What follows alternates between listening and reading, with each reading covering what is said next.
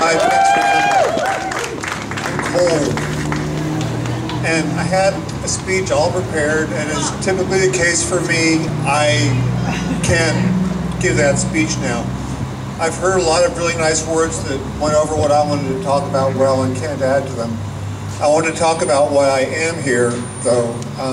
The other day I was in the hall in my school, and there was a woman who was on pregnancy leave who talked about the prospect of returning to work, and she said she didn't want to because the atmosphere for educators and education was so poisonous that she couldn't bear coming back into our midst. That's really the main reason that we all are here. It's become a toxic environment because we are the target, and yet we aren't really the issue. The problem is that there are, I brought props.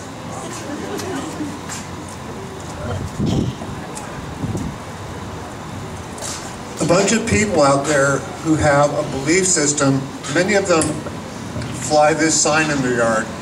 I thought about borrowing one of these from one of my neighbors, but figured, well, maybe I better just make my own.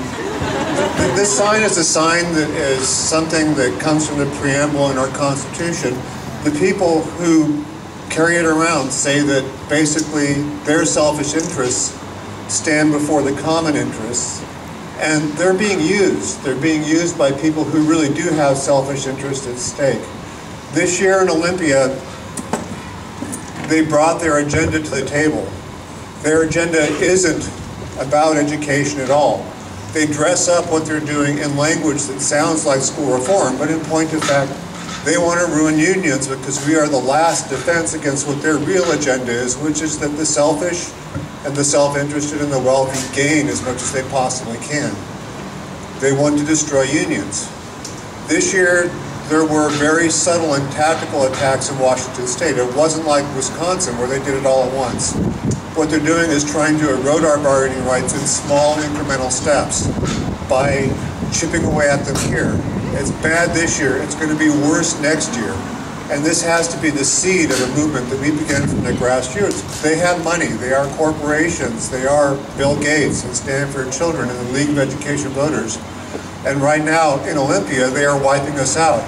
The only way that we can combat them is to do this. And so I want to thank you for being here. You are the beginning of making our environment a less toxic environment.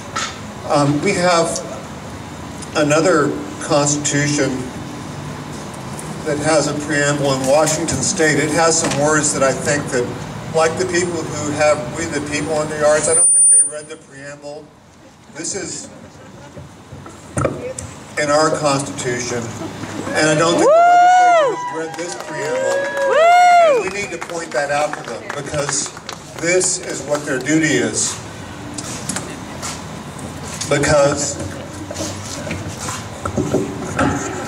we are the people.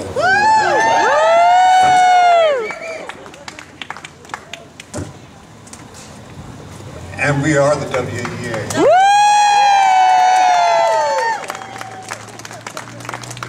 So thanks for coming. This is the beginning of a fight. We need you now. You've done good work today. We're going to need you tomorrow. We're only just beginning. Right, Paul? Thank you very much. I'd like to invite up our last speaker of the evening. The last speaker. Eric Grant is a teacher down in Arlington, thank you. Just went out of my head. Arlington. Yes. And we'd like to share a few things with you. Eric? Thank you kindly, John. I know you're freezing. I've been lurking behind the pillar, so okay, let's do one of those moments. Okay, all right.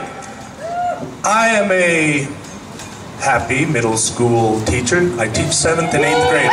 So kind of give it up. Yeah, all right. Well done. I spend my day with over 170 hormonally challenged 13 and 14-year-olds. I got this whirling dervish of color and light and sound from 7:30 in the morning till 3 in the afternoon. Yeah, bring it on. Come on. Now I gotta be ready for that moment. I either am ready or I am not ready.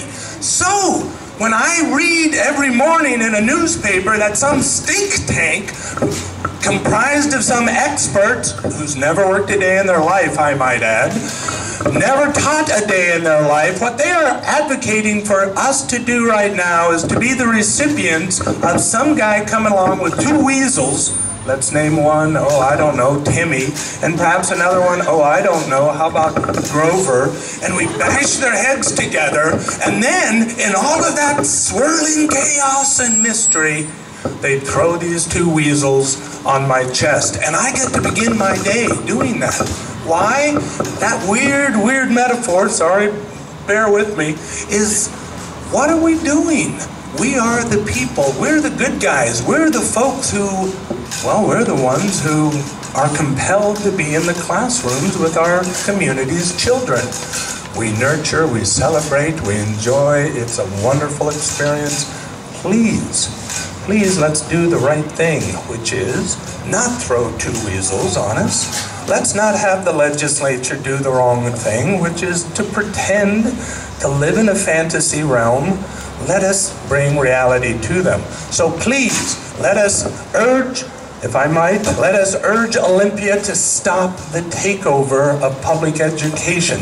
We, the people of these United States, we have 6 things we need to do in order to form a more perfect union. Right here, boys and girls, that's who we are. That's the #1 goal that we as a nation need to accomplish. #2, establish justice. #3, that's right, ensure domestic tranquility, folks. That's peace at home. Okay, #4, here we go. Provide for the common defense. #5 is what we do. We promote the general welfare. Every day we get up and we promote the general welfare. The captains of industry wish to privatize public education, but we've got the general on our side promoting the general welfare. And finally, secure the blessings of liberty to ourselves and our posterity. Do ordain and establish this Constitution for the United States of America.